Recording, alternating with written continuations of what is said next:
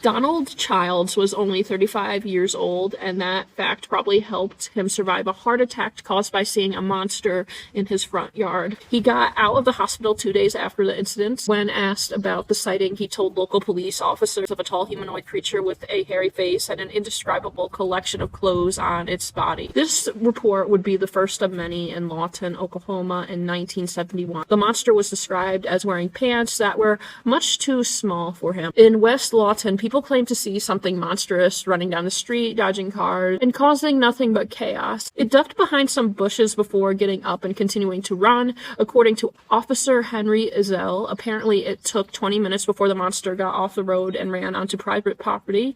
An unnamed man soon called the police and reported seeing a humanoid horror sitting in front of his second-floor apartment. He first saw the creature when he opened his curtains around 11:15 a.m. The unnamed witness initially thought the strange sight was a joke because it was balanced on the railing in what was described as a comical manner. However, he soon realized it was no laughing matter when the creature turned his head to look at him. He claimed that it resembled a monkey or an ape. His face was horribly disfigured as if he had survived a fire, and his face, upper body, and legs were covered in hair. It was wearing tiny pants that covered its legs down to the knees. Looking at the horrified man, it suddenly jumped from the perch, falling 17 feet and landing perfectly on the ground. Seemingly unfazed by the massive fall, it was soon running on all fours, moving something similar to what the anonymous person imagined a running monkey would do. The monster seemed to move very quickly. It was at Fort Sill in 15 minutes,